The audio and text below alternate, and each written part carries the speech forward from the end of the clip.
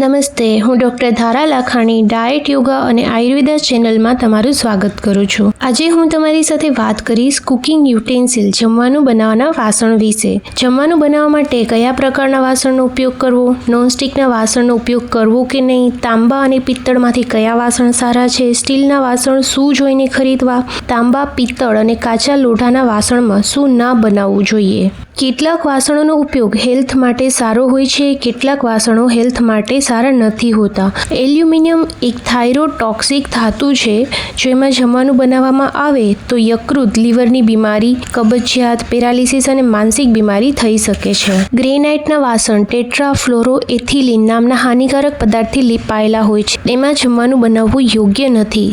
સિરામિકના વાસણમાં નીચે એલ્યુમિનિયમની કોટિંગ હોય છે. જો સિરામિકના વાસણ વાપરતા હોય તો પ્રસિદ્ધ બ્રાન્ડ જ વાપરજો. નોનસ્ટિકના વાસણને ટેફલોનથી લીપવામાં આવે છે, જે અલગ અલગ પ્રકારના કેન્સર, હૃદયરોગ, માનસિક રોગ અને તંત્રિકા રોગનું કારણ બને છે. કયા પ્રકારના વાસણ આરોગ્ય માટે સારા છે? Cast iron. કાચા લોઢાના વાસણમાં જમવાનું બનાવવાથી થોડું લોઢું આપણા શરીરમાં જાય છે, પણ વધારે પડતું લોઢું આપણા આરોગ્ય માટે સારું નથી. કોટિંગવાળા કાસ્ટ આયરનના વાસણ પણ વાપરી શકો છો, પણ કોટિંગ કઈ વસ્તુની બનેલી છે એ જરૂરથી જોજો.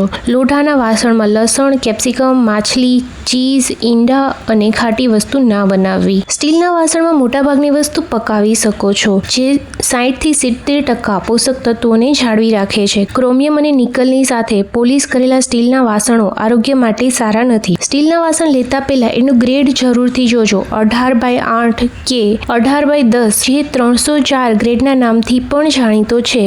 વાસણની નીચે આ મોહર લગાવેલી હોય છે, એ જરૂરથી એકવાર ચેક કરજો. સારી ગુણવત્તાવાળા સ્ટીલના વાસણનું વજન વધારે હોય છે. સ્ટીલના વાસણ ગરમીના ખરાબ વાહક હોય છે.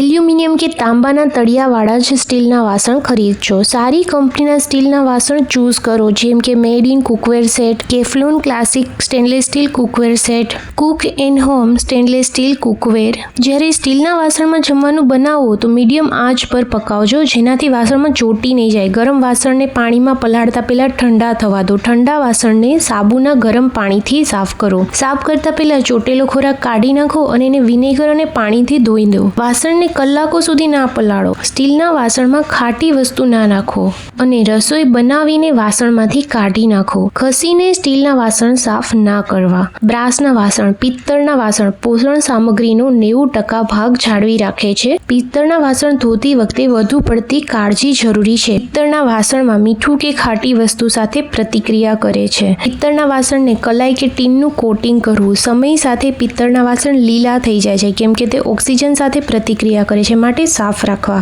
જો પિત્તળના વાસણમાં રસોઈ બનાવવામાં આવે તો એ વાળ માટે સારા છે. પેટની બીમારીથી બચાવે છે. લોહીની શુદ્ધિ અને દિમાગને શાર્પ કરે છે. શ્વાસની બીમારી ઠીક કરવામાં મદદ કરે છે. પિત્તળના વાસણમાં પાણી પીવાથી ઇમ્યુનિટી વધે છે.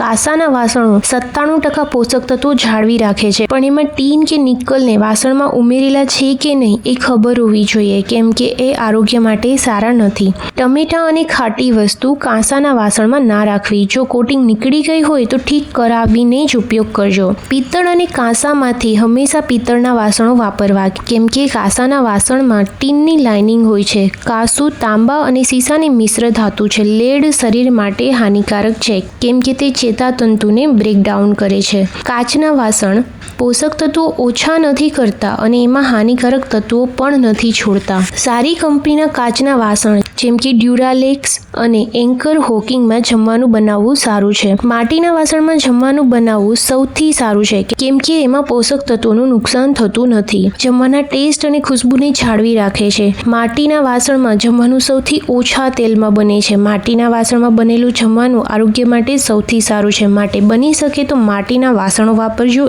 એલ્યુમિનિયમ, ગ્રેનાઇટ, સિરામિક અને નોનસ્ટિકના વાસણમાં રસોઈ ના બનાવતા. પ્લીઝ લાઇક, સબસ્ક્રાઇબ અને શેર કરીને મને સપોર્ટ કરજો. Thank you. Bye bye.